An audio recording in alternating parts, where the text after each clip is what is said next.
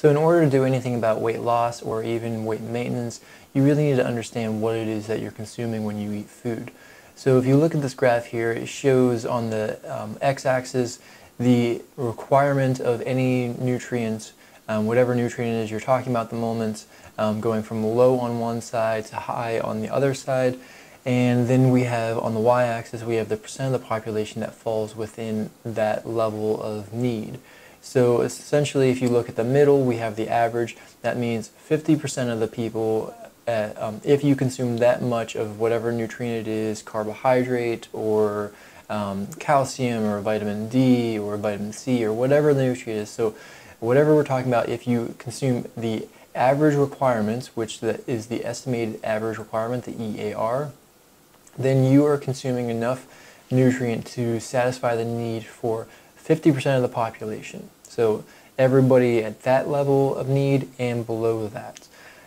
If you are consuming the RDA, the recommended daily allowance, what that is a calculation based on the average. So we have, let me back up for a second. So we have this bell-shaped curve here, and so most things in biology, including our dietary needs, can be graphed out like this to be shaped like a bell.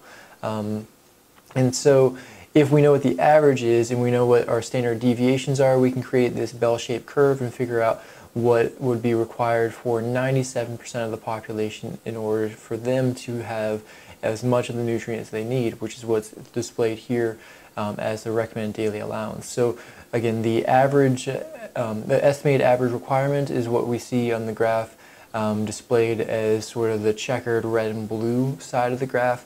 And then if you look at the blue side of the graph and the checkered side of the graph together, so just excluding that little section where there's only whites under the bell shape, that would be a representation of the percentage of the population that would meet their needs of whatever requirement we're talking about based on the recommended daily allowance. So in other words, if you consume the recommended daily allowance of whatever nutrient, then you are consuming enough of that nutrient to satisfy the needs of 97% of the population. So 3% of the population, if they're consuming that amount or less, they're not going to have what they need for their body to function optimally. So basically we come up with the average, we figure out using our fancy statistics what the 97% of the population needs, and we assume that most people are going to fall into that and be just fine consuming that amount. And so we use that to give recommendations for how much of a certain nutrient somebody should eat.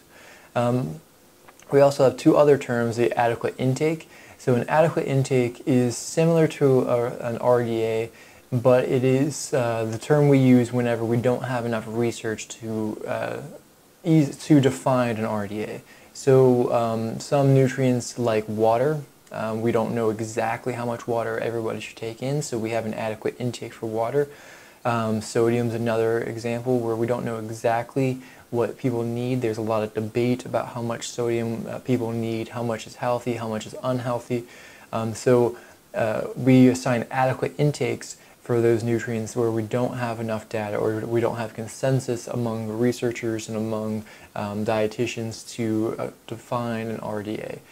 So again, an adequate intake is like an RDA, but not quite as solid, not as it doesn't have the agreement amongst all of the professionals in the field. And then we have the tolerable upper intake limit. So this is how much of a nutrient you can bring in without having any sort of negative effects of that nutrient. So similar to a basal metabolic rate that we talked about in another video here, we have what's called estimated energy requirements. Your estimated energy requirement can be estimated for you by a series of calculations that are out there that look at things like your age, your sex, and again your physical activity levels.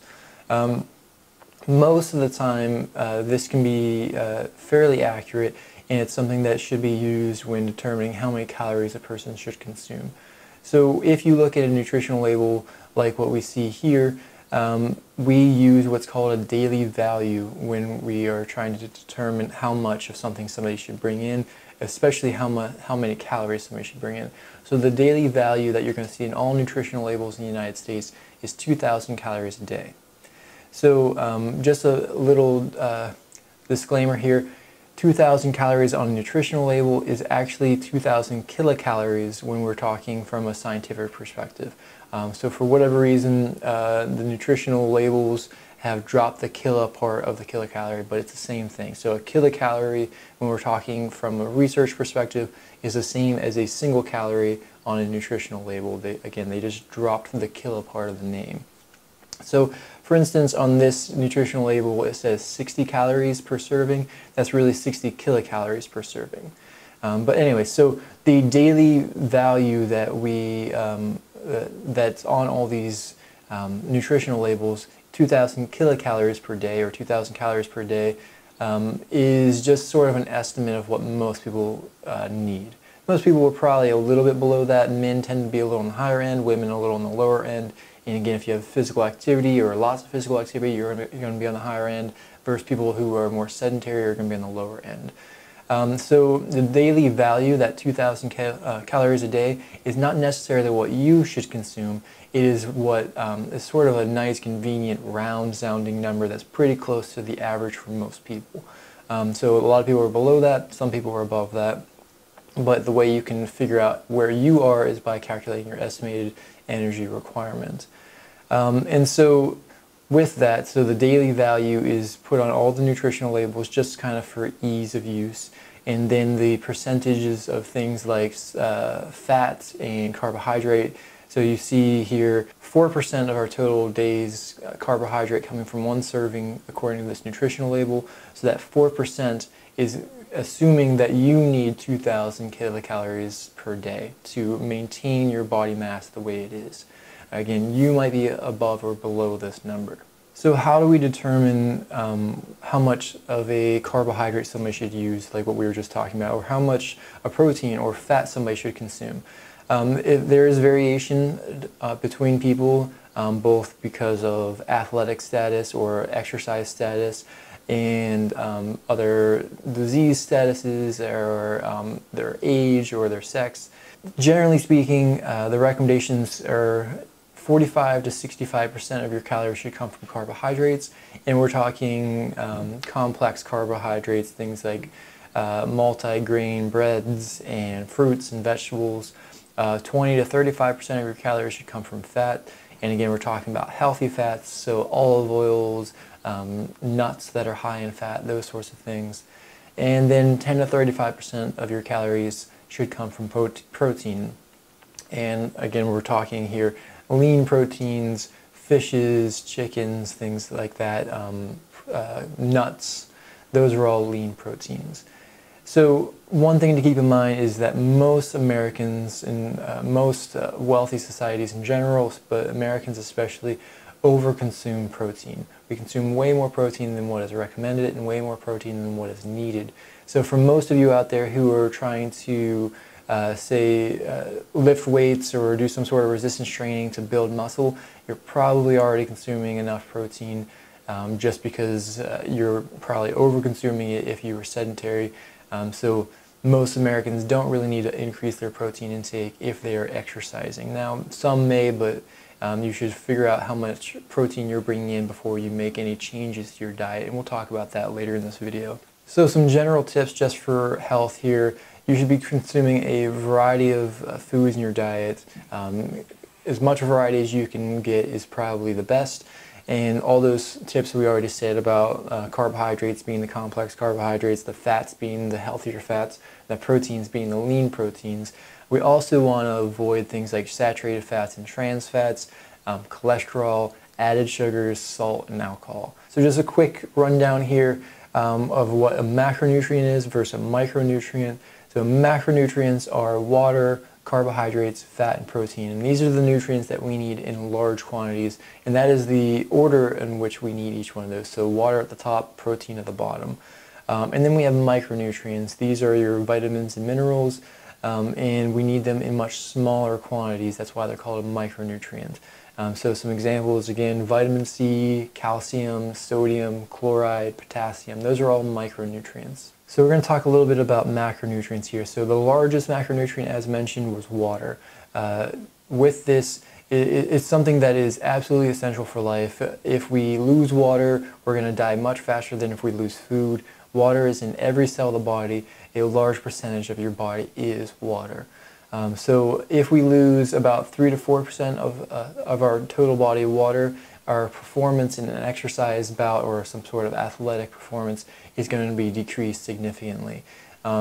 Unfortunately, our thirst mechanism, which is what we use to control how much water we're bringing in, doesn't really get activated until we've lost about 2% of our total body water. So for many people, if you are exercising, especially if you're sweating a lot, by the time you feel thirsty and get around to getting that drink of water or the drink of whatever it is you're consuming, you're probably going to be dehydrated to the point where you're going to have a decrease in performance. So for most people, we recommend, again, especially in hot environments where there's a lot of sweating going on, that you try to schedule regular water breaks so that you can maintain your athletic performance at a high level.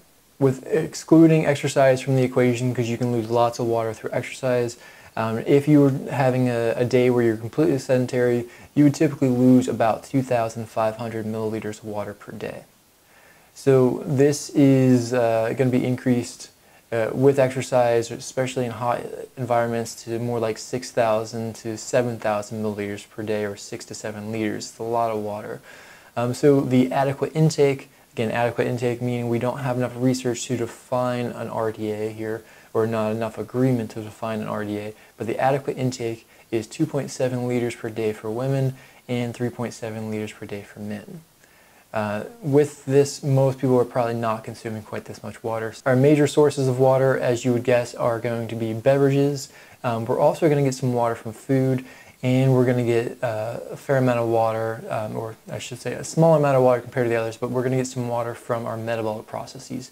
And by this, I mean when we create energy, our bioenergetic systems. Add this up, looking at about 2.5 liters per day of water for the typical human being, which does not quite get to the adequate intake for men or for women. Carbohydrates are going to have around 4.1 kilocalories per gram of in each carbohydrate you consume. So if you consume 130 grams per day, you're looking at 533 calories or kilocalories per day. The reason why I mentioned the 130 grams per day and the 533 kilocalories per day is this is how much sugar or glucose your brain and spinal cord need in order to function normally. So every day your brain is bringing in carbohydrates. It's its only fuel source. It cannot use fat, it cannot use protein, it can only use carbohydrates. So this is how much carbohydrates you need to bring in minimal just to fuel the brain itself, not to mention the rest of the body. If you're an athlete, generally we recommend somewhere between 5 and 13 grams of carbohydrate per kilogram of body weight per day. And this is going to vary depending on how much physical activity or exercise you're getting in a day. Another important thing that comes along with carbohydrates is dietary fiber. So most of your carbohydrate containing foods, so your fruits and your vegetables and your whole grain breads and things of the such, they're going to contain quite a bit of fiber. And fiber is good, we need it. It decreases the time of transit throughout our digestive system, which is good for digestive health. And it's also going to help to lower cholesterol levels in your blood. So we need carbohydrates, and we need healthy carbohydrates. So again, try to minimize the drinks, the sodas, and the juices that are high in calories, but not so high in things like fiber or other nutrients. But things like whole grains, fruits, vegetables, those are the kind of carbohydrates you want to focus on. One downside to consuming a lot of carbohydrates is carbohydrates are the macronutrients of choice of a lot of the bacteria in your mouth that produce acids that eventually cause cavities. So eating a high carbohydrate diet and not maintaining oral health and oral cleanliness, you are going to have an increased risk of cavities. All right, so the next macronutrient in order of need is fats. So with fats, we're going to get 9.4 kilocalories of energy per gram of fat. So examples of fats are things like butter, margarine, olive oil, canola oil, also the fats you see in lots of meats. Those are all fats. So some of those are healthy, some of those are less healthy. So we generally want to consume 10% or less of our calories from saturated fats, so things like butter and meat-based fats. And we want to consume less than 300 milligrams of cholesterol per day. In our bloodstream, we have a few different types of fats. The ones we're going to talk about are low-density lipoproteins, or LDL, and high-density lipoproteins, or HDL. Of those two, HDL is the good lipoprotein, LDL is the bad. So if you think of HDL, the H is happy, that is the type of cholesterol that you want in your blood. So LDL has a tendency of sticking to the walls of your arteries or infiltrating through those walls when there's damage or injury to the walls, and that's what eventually leads to things like heart attack and strokes. HDLs, on the other hand, float through the blood and tend to pick up LDLs as they go, so they are actually going to decrease the risk of things like heart attack and stroke. So we do need fats in our diet. Again, 20 to 35% of your total dietary calories should come from fats, preferably the healthier fats, polyunsaturated, monounsaturated fats, not your saturated fats. So our last macronutrient, the one we need in the smallest quantity, is going to be protein.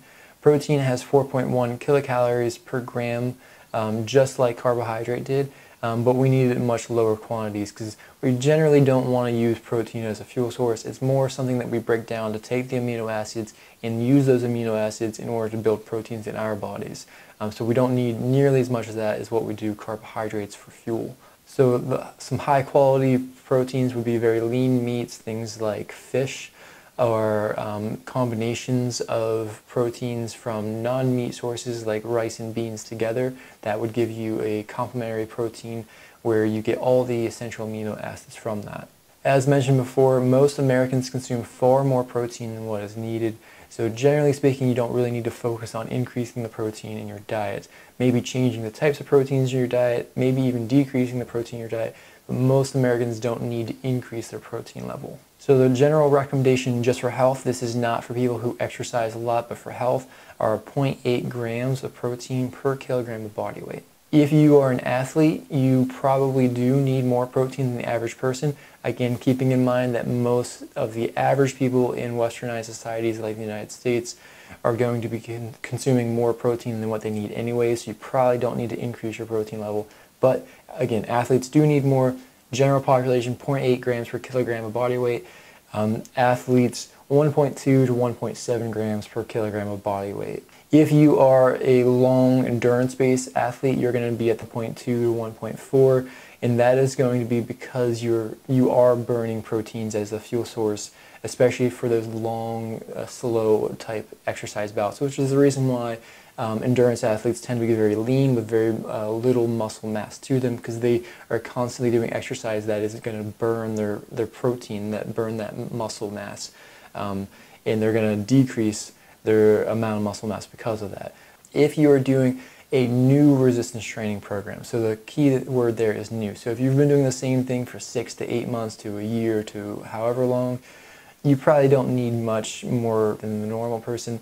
Certainly not at the high end for what athletes consume. Maybe the low end for athletes, but more likely you're probably going to need somewhere around what the general population needs.